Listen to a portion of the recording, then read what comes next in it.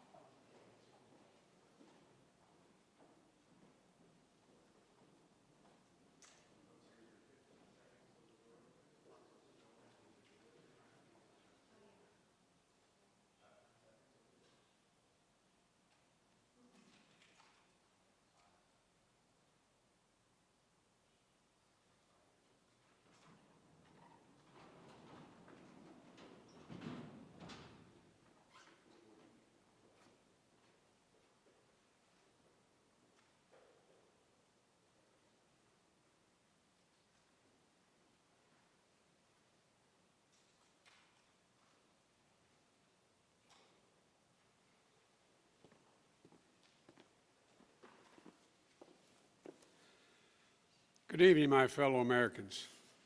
Tonight, I'd like to talk to you about where we are as we mark 1 year since everything stopped because of this pandemic. A year ago, we were hit with a virus that was met with silence and spread unchecked. Denials for days, weeks, then months. That led to more deaths, more infections, more stress, and more loneliness. Photos and videos from 2019 feel like they were taken in another era. The last vacation, the last birthday with friends, the last holiday with extended family. While it was different for everyone, we all lost something. A collective suffering, a collective sacrifice. A year filled with the loss of life and the loss of living for all of us.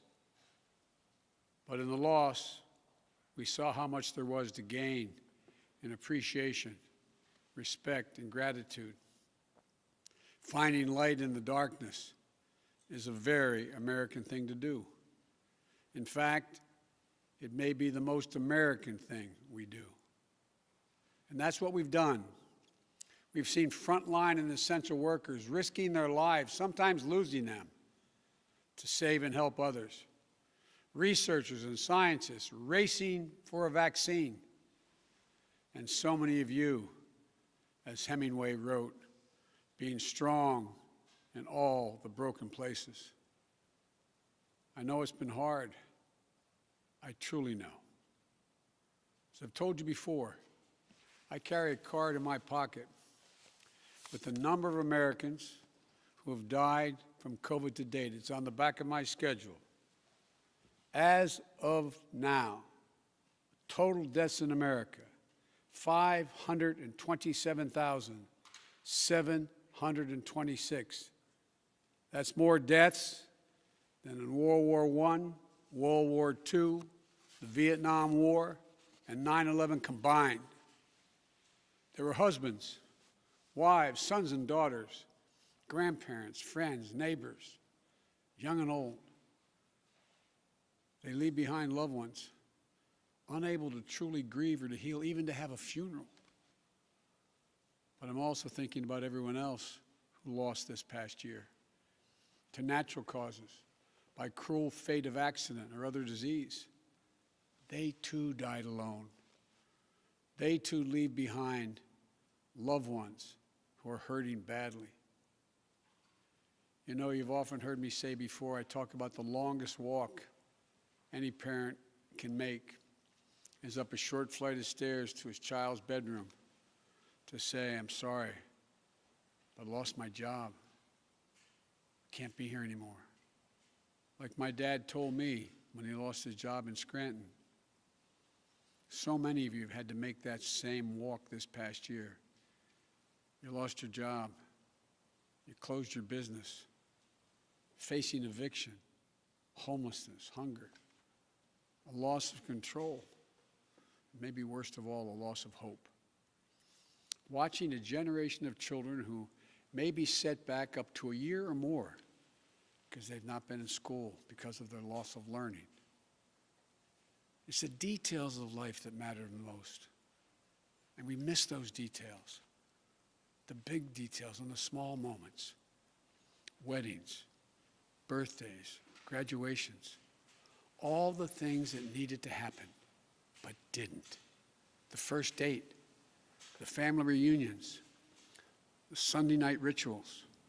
It's all has exacted a terrible cost on the psyche of so many of us. For we are fundamentally a people who want to be with others, to talk, to laugh, to hug, to hold one another. But this virus has kept us apart. Grandparents haven't seen their children or grandchildren. Parents haven't seen their kids. Kids haven't seen their friends. The things we used to do that always filled us with joy have become things we couldn't do and broke our hearts. Too often, we've turned against one another. A mask, the easiest thing to do to save lives. Sometimes it divides us. States pitted against one another instead of working with each other. Vicious hate crimes against Asian Americans who've been attacked, harassed, blamed, and scapegoated. At this very moment, so many of them, our fellow Americans, they're on the front lines of this pandemic trying to save lives. And still, they're forced to live in fear for their lives just walking down streets in America. It's wrong, it's un-American, and it must stop. Look, we know what we need to do to beat this virus. Tell the truth. Follow the scientists and the science. Work together. Put trust and faith in our government to fulfill its most important function, which is protecting the American people. No function more important. We need to remember the government isn't some foreign force in a distant capital. No, it's us, all of us. We, the people. For you and I, that America thrives when we give our hearts, when we turn our hands to common purpose. And right now, my friends, we're doing just that. And I have to say, as your president, I'm grateful to you. Last summer, I was in Philadelphia and I met a small business owner, a woman. I asked her, I said, what do you need most? Never forget what she said to me. She said, looking me in the eye, she said, I just want the truth. The truth. Just tell me the truth. Think of that. My fellow Americans, you're owed nothing less than the truth. And for all of you asking when things will get back to normal, here is the truth. The only way to get our lives back, to get our economy back on track, is to beat the virus. You've been hearing me say that for while I was running and the last 50 days I've been president. But this is one of the most complex operations we've ever undertaken as a nation in a long time. That's why I'm using every power I have as President of the United States to put us on a war footing to get the job done. Sounds like hyperbole, but I mean it, a war footing. And thank God we're making some real progress now. In my first full day in office, I outlined for you a comprehensive strategy to beat this pandemic. We've spent every day since attempting to carry it out. 2 months ago, this country didn't have nearly enough vaccine supply to vaccinate all or ever near all of the American public. But soon we will. We've been working with vaccine manufacturers, Pfizer, Moderna, Johnson & Johnson, to manufacture and purchase hundreds of millions of doses of these 3 safe, effective vaccines.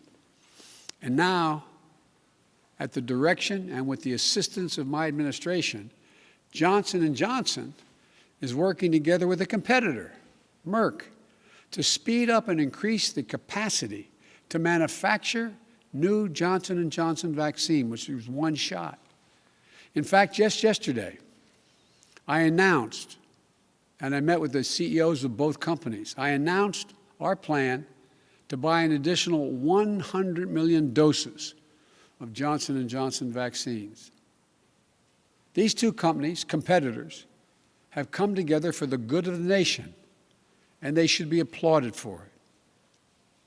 It's truly a national effort, just like we saw during World War II.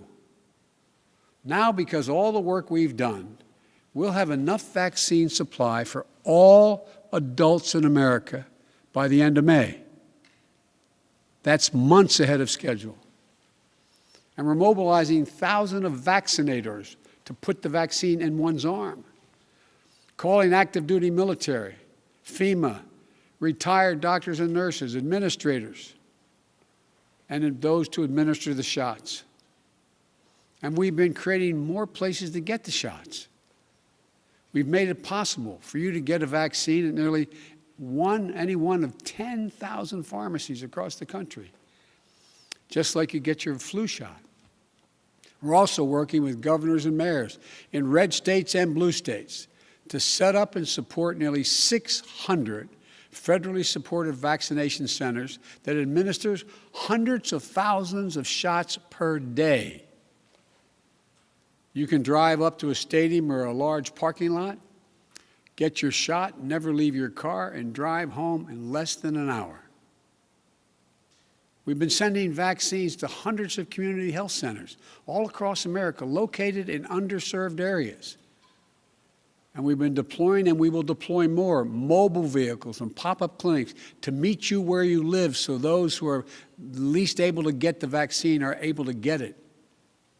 We continue to work on making at-home testing available. And we've been focused on serving people in the hardest hit communities of this pandemic: Black, Latino, Native American, and rural communities. So what does all this add up to? When I took office 50 days ago, only 8% of Americans, after months, only 8% of those over the age of 65 had gotten their first vaccination. Today, that number is 65%. Just 14% of Americans over the age of 75 50 days ago had gotten their first shot. Today, that number is well over 70%. With new guidance from the Centers for Disease Control and Prevention, the CDC, that came out on Monday, it means simply this: millions and millions of grandparents who went months without being able to hug their grandkids can now do so. And the more people are fully vaccinated, the CD will continue to provide additional guidance on what you can do in the workplace, places of worship with your friends, as well as travel. When I came into office, you may recall, I set a goal that many of you said was that kind of way over the top. I said I intended to get 100 million shots in people's arms in my first 100 days in office.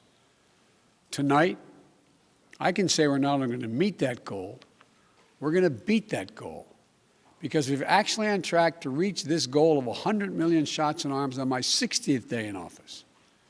No other country in the world has done this. None. Now, I want to talk about the next steps we're thinking about. First, tonight, I'm announcing that I will direct all states, tribes, and territories to make all adults, people 18 and over, eligible to be vaccinated no later than May 1. Let me say that again. All adult Americans will be eligible to get a vaccine no later than May 1. That's much earlier than expected. Let me be clear. That doesn't mean everyone's going to have that shot immediately, but it means you'll be able to get in line beginning May 1. Every adult will be eligible to get their shot. And to do this, we're going to go from 1 million shots a day that I promised in December, before I was sworn in, to beating our current pace of 2 million shots a day, outpacing the rest of the world. Secondly, at the time when every adult is eligible in May, we will launch, with our partners, new tools to make it easier for you to find the vaccine and where to get the shot, including a new website that will help you first find the place to get vaccinated and the one nearest you. No more searching day and night for an appointment for you and your loved ones. Thirdly, with the passage of the American Rescue Plan, and I thank again the House and Senate for passing it, and my announcement last month of a plan to vaccinate teachers and school staff, including bus drivers, we can accelerate massive nationwide effort to reopen our schools safely and meet my goal that I stated at the same time, about 100 million shots, of opening a majority of K through 8 schools in my first 100 days in office. This is going to be the #1 priority of my new Secretary of Education, Miguel Cardona. Fourth, in the coming weeks, we will issue further guidance on what you can and cannot do once fully vaccinated, to lessen the confusion, to keep people safe, and encourage more people to get vaccinated. And finally, fifth, and maybe most importantly, I promise I will do everything in my power. I will not relent until we beat this virus. But I need you, the American people. I need you. I need every American to do their part. And that's not hyperbole. I need you. I need you to get vaccinated when it's your turn and when you can find an opportunity. And to help your family, your friends, your neighbors get vaccinated as well. Because here's the point. If we do all this, if we do our part, if we do this together, by July the 4th, there's a good chance you, your families and friends will be able to get together in your backyard or in your neighborhood and have a cookout or a barbecue and celebrate Independence Day. That doesn't mean large events with lots of people together, but it does mean small groups will be able to get together. After this long, hard year, that will make this Independence Day something truly special, where we not only mark our independence as a nation, but we begin to mark our independence from this virus. But to get there, we can't let our guard down. This fight is far from over. As I told the woman in Pennsylvania, I'll tell you the truth. July 4th with your loved ones is the goal. But a goal, a lot can happen. Conditions can change. The scientists have made clear that things may get worse again as new variants of the virus spread. And we've got work to do to ensure that everyone has confidence in the safety and effectiveness of all three vaccines. So my message to you is this. Listen to Dr. Fauci, one of the most distinguished and trusted voices in the world. He's assured us the vaccines are safe. They underwent rigorous scientific review. I know they're safe. Vice President Harris and I know they're safe. That's why we got the vaccine publicly in front of cameras, so for the world to see, so you could see us do it. The First Lady and the Second Gentleman also got vaccinated. Talk to your family, friends, your neighbors, the people you know best who've gotten the vaccine. We need everyone to get vaccinated. We need everyone to keep washing their hands, stay socially distanced, and keep wearing the mask as recommended by the CDC. Because even if we devote every resource we have, beating this virus and getting back to normal depends on national unity. And national unity isn't just how politics and politicians vote in Washington, or what the loudest voices say on cable or online. Unity is what we do together as fellow Americans. Because if we don't stay vigilant and the conditions change, then we may have to reinstate restrictions to get back on track. And please, we don't want to do that again. We've made so much progress. This is not the time to let up. Just as we were emerging from a dark winter into a hopeful spring and summer is not the time to not stick with the rules. I'll close with this. We've lost so much over the last year. We've lost family and friends. We've lost businesses and dreams we spent years building. We've lost time with each other. And our children have lost so much time with their friends, time with their schools. No graduation ceremonies this spring. No graduations from college, high school, moving up ceremonies. You know, and there's something else we lost. We lost faith in whether our government and our democracy can deliver on really hard things for the American people. But as I stand here tonight, we're proving once again something I've said time and time again, to probably tired of hearing me say it. I say it to foreign leaders and domestic alike. It's never, ever a good bet to bet against the American people. America is coming back. The development, manufacture, and distribution of vaccines in record time is a true miracle of science. It's one of the most extraordinary achievements any country has ever accomplished. And we also just saw the Perseverance rover land on Mars. Stunning images of our dreams that are now a reality. Another example of the extraordinary American ingenuity, commitment, and belief in science and one another. And today, I signed into law the American Rescue Plan, an historic piece of legislation that delivers immediate relief to millions of people, includes $1,400 in direct rescue checks, payments. That means a typical family of four earning about $110,000 will get checks for $5,600 deposited if they have direct deposit or in a check, a treasury check. It extends unemployment benefits.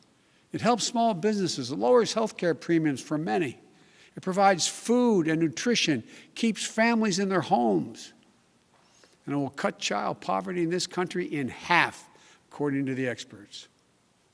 And it funds all the steps I've just described to beat the virus and create millions of jobs.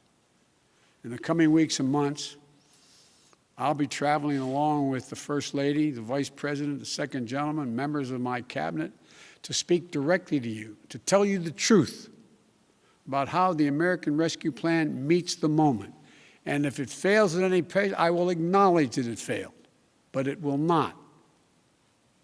About how after long, dark years, one whole year, there is hope and light of better days ahead. If we all do our part, this country will be vaccinated soon.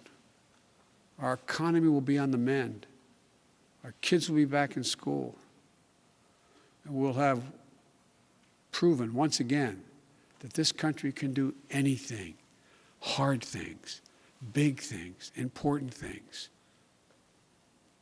Over a year ago, no one could have imagined what we were about to go through. But now, we're coming through it.